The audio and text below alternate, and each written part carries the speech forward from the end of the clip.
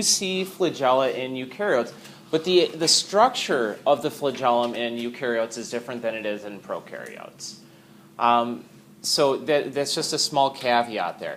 But the main role of flagella is for movement. And so we're going to talk a little bit later about how organisms, how microbes know how to move toward or away from a substance. And that's basically the job of the flagella, is to help with that. Do all prokaryotes have flagella? No. Some are what we would describe as atrichous, without a flagellum. What is a plasmid? Fragment of DNA, and not just a fragment, but it's a circle, basically. It's a circular piece of DNA. Containing what? Non-essential genes. So plasmids, not every single bacteria will have them, but oftentimes when we talk about it in the medical setting, these plasmids are involved in pathogenicity. So they may contain, for example, a toxin, or they may contain what we call an adherence factor that allows the bacteria to attach to eukaryotic cells. And this is something that we'll cover on later in the semester. Sometimes plasmids are called R plasmids, where the R stands for resistance. They encode for antibiotic resistance, for example. We do actually find plasmids in some eukaryotes, single-celled eukaryotes in particular. So yeast have plasmids. We obviously do not. Size of the plasmids, well, E. coli's genome, for example, is 2.5 megabase pairs, or 2.5 times 10 to the 6th, or 2.5 million. A plasmid, 10,000 to 30,000, so much smaller than the genome itself. Ribosome, found in both, yay or nay? Yes, absolutely, absolutely. Ribosome is involved in making protein. Cytoplasm found in both? Absolutely, absolutely. Okay, E. I don't even remember what E is. Oops. What is E? Oh, E are the little hair-like structures there. So E is what? These are fimbriae. The other term you may see is pilus. A pilus is a specialized, there is difference between the two of them, but both of them are involved in attachment. The pilus also is involved in it's a hollow protein tube, and it is involved in actually transferring DNA between bacterial species through a process known as conjugation. And that's something that we'll cover in probably 8 weeks from now. But fimbriae primarily involved in attachment. Okay, where's the location of the genome? Nucleoid, not the nucleus, and the nucleoid we only find in prokaryotes. If you want to know, well, how do you find it? The simplest way is you look for DNA. Wherever the DNA is located, that's your nucleoid.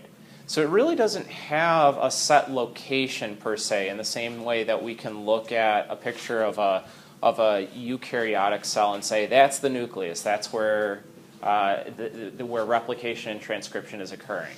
It's more amorphous in bacterial cells, and it's more amorphous because those DNA molecules will actually move throughout the life cycle of a bacterium based on which genes are being expressed, based on whether it's dividing or whether the cell is in a spore-like state or silenced-like state. All right. Cell membrane. Do we find these in eukaryotes? Yes. Another name would be plasma membrane. Okay. There are some differences. Not so much between bacteria and eukaryotes in terms of the phospholipid bilayer. There are some minor differences in terms of eukaryotes use steroids or cholesterols as a way to help create fluidity in the membrane. Prokaryotes, instead of using cholesterols, use a set of steroid-like molecules known as hopanoids, which is not important, so don't feel like you have to write that down. But archaea actually have the most unique of the membranes. They actually have, instead of bilayers, in some cases, they have monolayers, where you have a long fatty acid, or two fatty acid tails that are actually holding on to glycerol at both ends. And the importance of that is that really reduces fluidity. And so archaea that have those types of membranes are actually found in really hot conditions. So the geysers at Yellowstone, for example. All right, H is just outside of that cell membrane, and that is what? So what's that? And it's a, do we have a description there? Cell wall. What's another word for the bacterial cell wall? Devin? Yeah, peptidoglycan, made up of two parts. Peptido should remind you of which building block or macromolecule. What's that? Yeah, protein, peptide. So proteins are also known as polypeptides. So peptido refers to amino acids. Glycan refers to what other macromolecules? And that's not a term we brought up on Monday. Yeah, these are our monosaccharides, polysaccharides. So the peptidoglycan, or the cell wall of bacteria, is made up of long chains of polysaccharides and then amino acids that help to connect those long chains together. And that will be topic for discussion on Friday. Do we find cell walls in eukaryotes?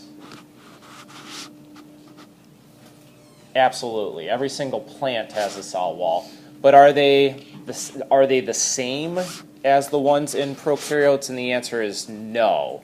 Whereas plant cell walls are made out of primarily cellulose, these are made out of, which is glucose.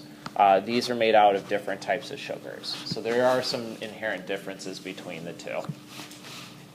And then the last is this thing here called the glycocalyx. And the glycocalyx is involved in what?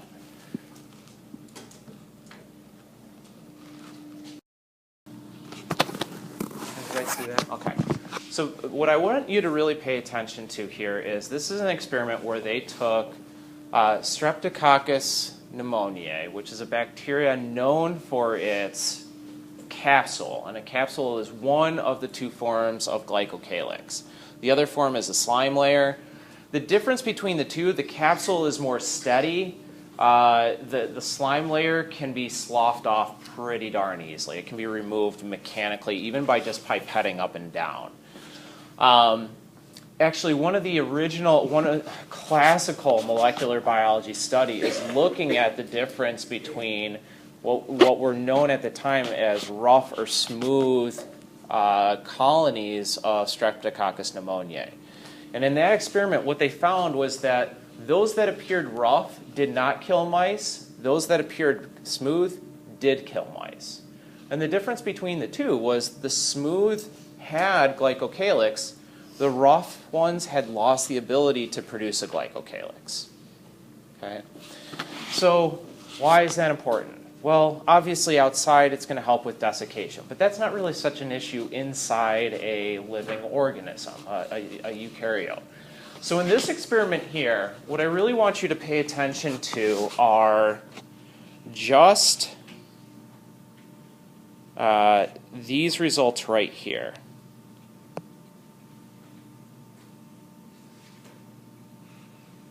So that one and this one. What they have labeled as Tiger 4 and D39, these are two different strains of Streptococcus pneumoniae. You'll notice that we have an encapsulated strain and an unencapsulated strain. And they're looking at the percentages of them that associate with neutrophils. What's a neutrophil? white blood cell and involved in phagocytosis. Okay? So take a look at those results real quick. What's the general trend that we see with both D39 and Tiger 4?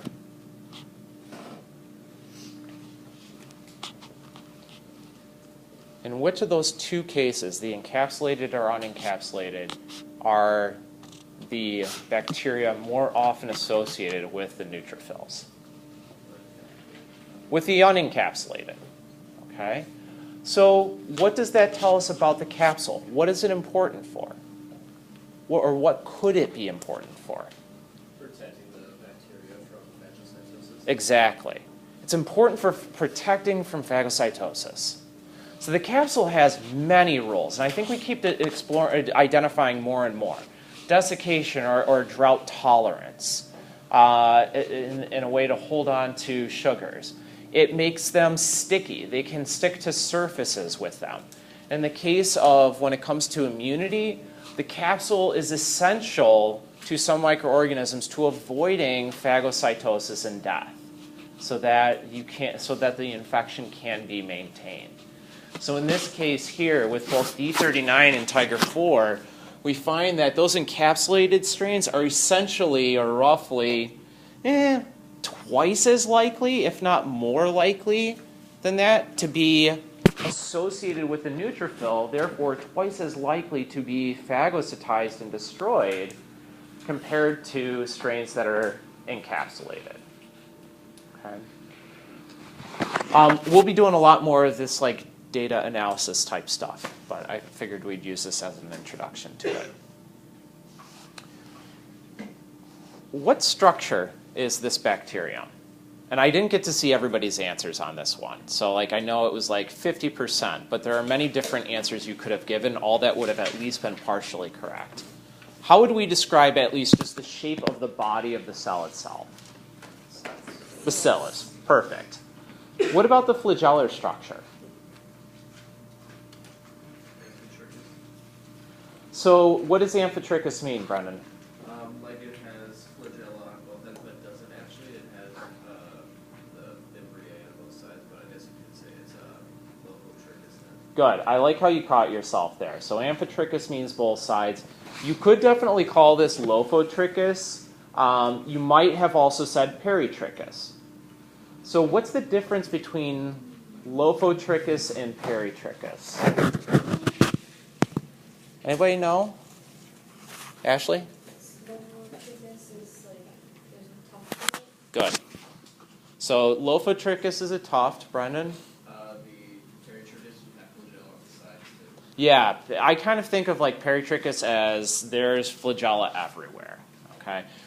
For some reason, when I think of peritrichus, I often get the mental image of my head of being in Jamaica and having somebody with dreadlocks just going like this. And that's peritrichus.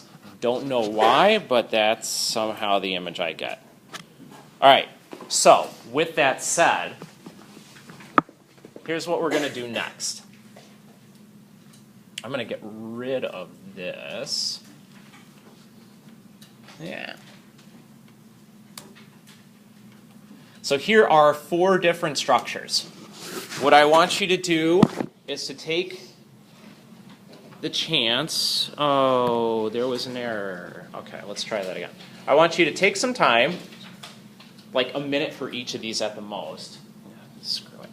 And with anybody, yourself, a partner, I want you to describe these for their structure, for the structure of the flagella, and then also for the structure of the cell.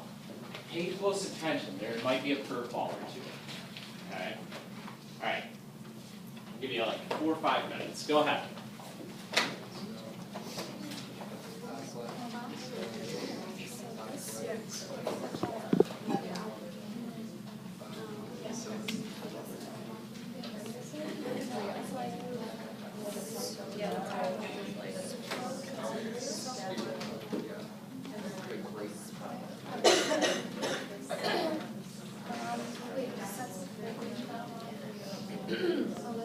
What's the, anybody want to take a stab at that one, the top left? Brendan, go ahead. Monotrichus. Okay, monotrichus, definitely. How about the morphology of the cell itself? Ah, good. So this is one that I thought might be a curveball. So bacillus are rod-shaped, right? This one is just ever so slightly curved. So, point this out real quick. Note how this one has a tad bit of a bean shape to it. That little pucker in there. That's a Vibrio, okay? A very slight difference in this case here. On an exam, you can expect that it would be more pronounced than that so that you don't get it wrong. But yeah, so the slight difference there, Vibrio. And Vibrio is a really, how do I want to say this? Vibrio's shape very often fits with the genus that it belongs to. So there's Vibrio cholerae, which causes cholera. Vibrio parahemolyticus, which causes like foodborne illness. And then there's Vibrio fischeri, which is the coolest one because it lights up. So if you've ever seen a picture of a bobtailed squid that lights up, that's a Vibrio fischeri. It has a symbiotic relationship. It's really cool. Okay, how about the bottom left?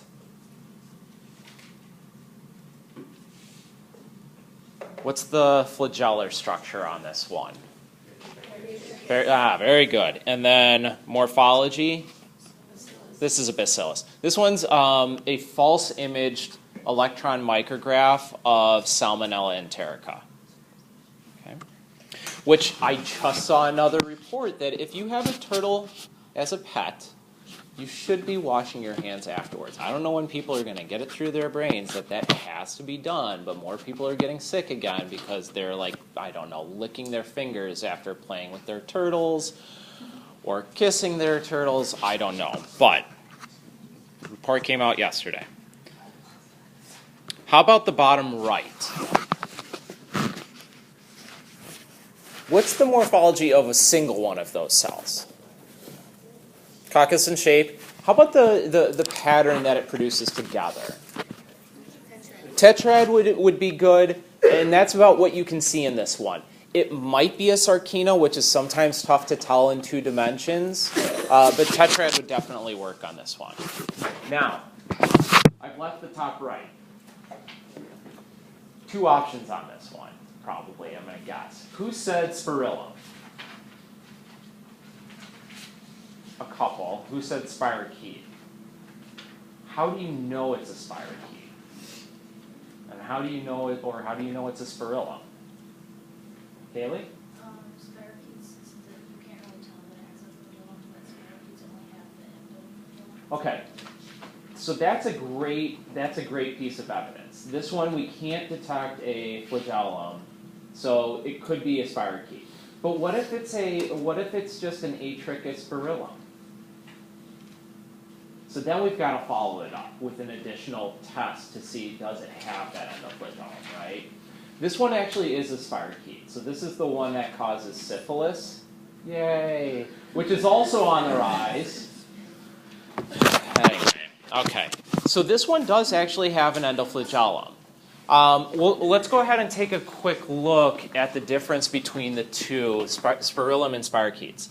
Spirillum will have flagellum at the ends. That's not uncommon. Oh.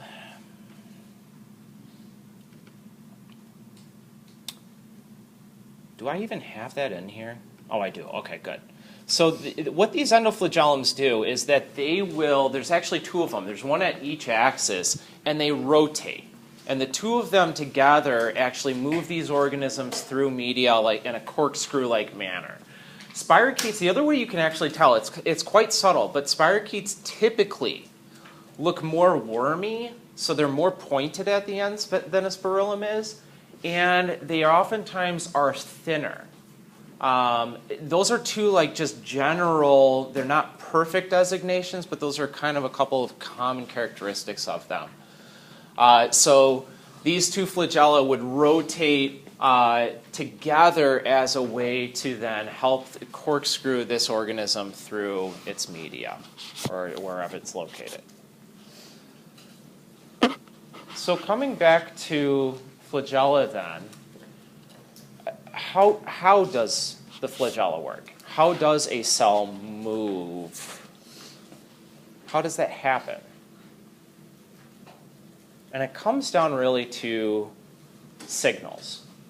So if you want to think by analogy here, think about how, for example, we have neurotransmitters that, like, if I put my hand to a hot object and I can feel that pain or that burn, my reaction is to move my hand away. Bacteria don't have neurotransmitters, but they do respond to chemical stimuli. And they move towards chemicals. In that case, those chemicals are known as chemoattractants, and they can move away from chemicals. And when they move away, those are known as chemorepellents. And the movement is in two forms, what we call runs and tumbles. So, do I even have that on here? No, oh yeah, I do. There it is. Okay. So the movement here of these microorganisms, or the movement of those flagella, movement in general is random. Let's just start with that. It's random movement. When these organisms are in the presence of a chemoattractant, and chemoattractants can include things like glucose, amino acids, things that are required for the life of the cell. When they move towards chemoattractants, they're going to move in a direction, and if that chemoattractant concentration begins to decrease, the cell starts to tumble. So in other words, let's say that my chemoattractant is that clock over there, okay? And I'm going to start moving, let's see, okay, so I'll start here. And if I start moving in this direction, and I feel like I'm getting further away from the clock, then the cell starts to do this. That's a tumble. Okay? And wherever it finishes up, then it starts moving in that new direction. And it keeps moving in that new direction until it toward the increasing concentrations of that chemical. As soon as it starts to detect again that those concentrations are decreasing, it tumbles all over again. And it keeps going through these processes of runs and tumbles. And those runs get a little bit shorter as it gets closer to the point source of that chemical, until it's at the highest concentration. Repellents, on the other hand, are opposite. The goal of a microorganism in the case of a repellent is to move away. And so, again, you'll see it doing these runs and tumbles, but so to decrease that concentration of the chemical it's near. Now, the movement of those flagella in bacteria is a... Yeah, I didn't think I had this here.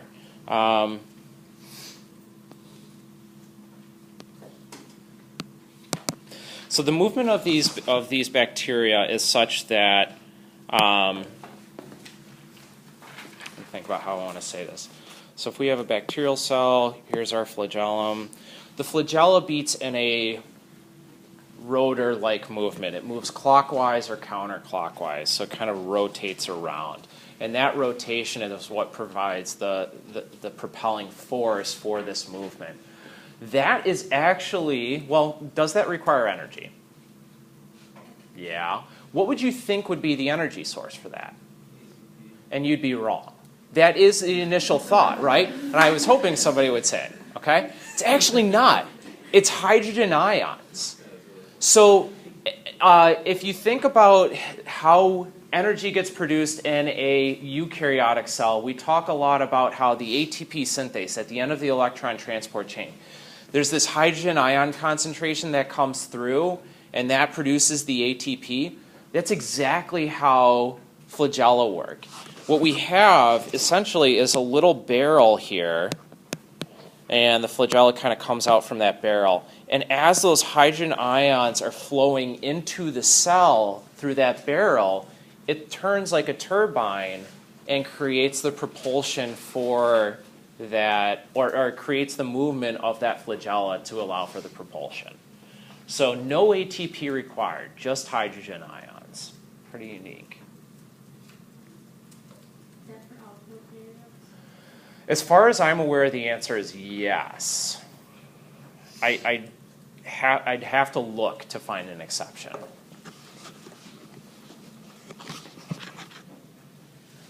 Okay. Let's see if there's anything there that I wanted to cover real quick.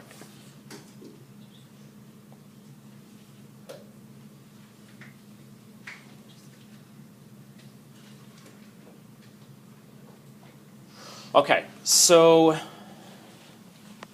let's go back to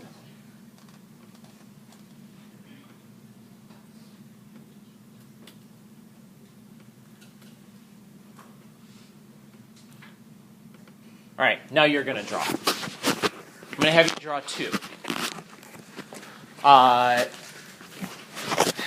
Calogenus faecalis, which is a bacillus with amphitrachus flagellum, and then Pyrococcus furiosus, which is one of the coolest ones ever. It's known as the Russian fireball. Okay? If you're into like crocheting or needlework, I've actually got one of these my sister-in-law made for me years ago in my office. So come take a look at Pyrococcus furiosus later on. Roughly coccus in shape and Lophotrichus. I'll just let you take that. With hair.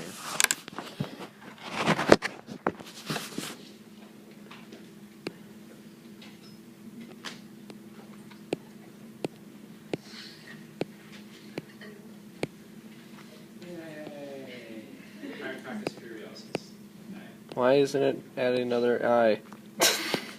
Because it's very sensitive. Ah, it's too sensitive. Sucks, that's why. Hold on, I was going to make it an angry guy because he's furious. All right. Who wants to do our alkalogenous?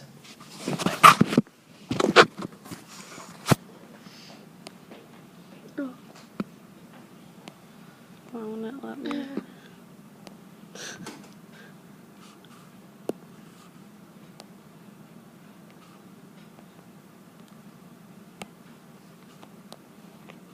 All right. If you drew this with tufts at the end, that would be fine too. I would take either, because amphi means both, right? But it doesn't describe whether it's monotrichous or Lophotrichus here. So if you drew it with tufts instead of just singles on each of the end, that would be fine as well. This one actually is a monotrichous one, if I'm not mistaken. So one on each end. Any questions? So if you've been able to draw these, if you've been able to identify them, you're essentially meeting that objective. Okay? So that's perfect. Any questions on morphology, structures we've talked about today? I know we've kind of gone through a bunch of them in a short period of time, but the reason to do that is they'll become more important as we go along. And so I don't want to just spend a bunch of time just bogged down on what they are right now. Okay, let's address one more thing. This is actually something that didn't come up in the reading or anything like that per se.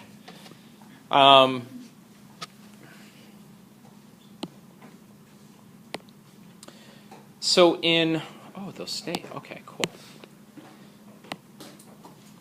So in eukaryotes, when we talk about replication, transcription, and translation, where do each of those occur? Now we're talking eukaryotes for a minute. So where does replication occur?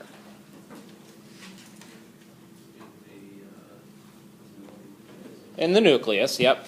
I love how everybody's like, I don't know if that's the right thing anymore because all we're talking is prokaryotes. Where does transcription occur? Nucleus still. Translation? Cytoplasm. Where does transcription and transcription and translation occur in a prokaryote?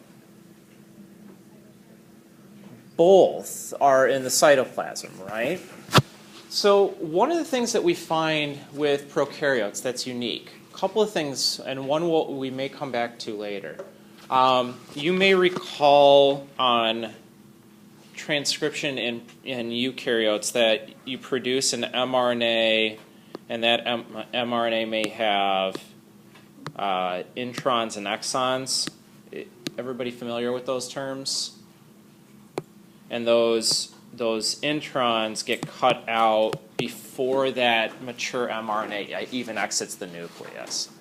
Well, in prokaryotes, there are no introns because there's no separation between transcription and translation. Actually, what we find is that in prokaryotes, transcription and translation on an mRNA can be happening at the exact same time. Okay? And it produces what has been called Christmas trees. So if this is our piece of DNA, for example, and we've got RNA polymerase moving along here, and we can load on a number of RNA polymerases to the same piece of DNA, and these are producing mRNAs of greater and greater length. Each of these mRNAs, as they're being produced by the RNA polymerase at the same time, can be translated by the ribosome, wow, that's a crappy ribosome, into proteins. So these can happen at exactly the same time. And what this allows for in prokaryotes is really quick changes to gene expression. In eukaryotes, from the cell membrane to turning on a gene to expressing that gene as a protein can maybe take an hour, 20 minutes to an hour. In prokaryotes, we can detect genes and we can detect the proteins for those genes within like 2 to 5 minutes after they begin to be expressed. So really quick. And that's perfect because bacteria go through constantly changing environments that can change very, very quickly. For example, bacteria in my yogurt this morning, so the lactobacillus that was in my yogurt, that environment inside the fridge is much different than the one that's in my stomach. And that change probably happened in the matter of 2-3 minutes. So they've got to change gene expression real quickly to deal with those rapidly changing environments. And that's something we'll come back to later, but I did want to point that out. Okay. Let's see, where are we at? Right on top of that. That's wonderful.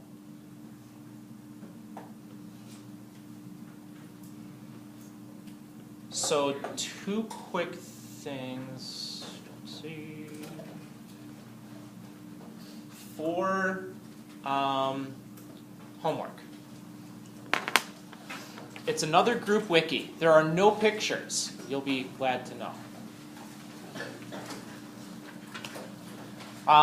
This one is going to focus on what we call the cell envelope.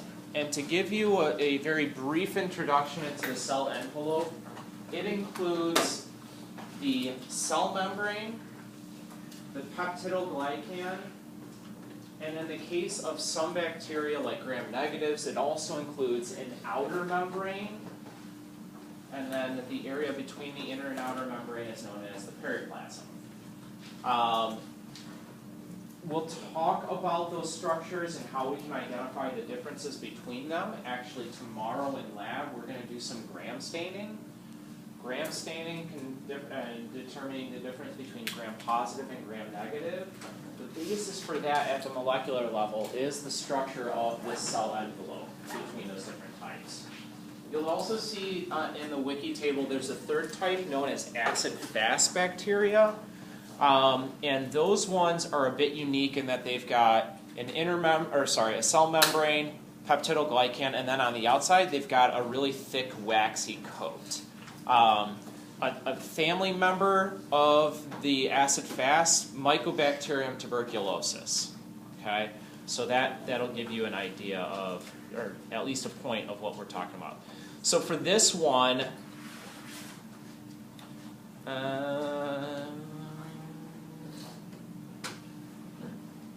listed under differential staining. Here's basically that table. So each group member should take a row. So one member should answer the staining question for gram-positive, gram-negative, and acid-fast. Another one should answer the peptidoglycan or cell wall. Do they have it? Do they not? Is it thick or is it thin? Are kind of common general things that we describe it as, so on and so forth. For groups of 3, again, make sure somebody just goes back in afterwards and fills in the last part of that.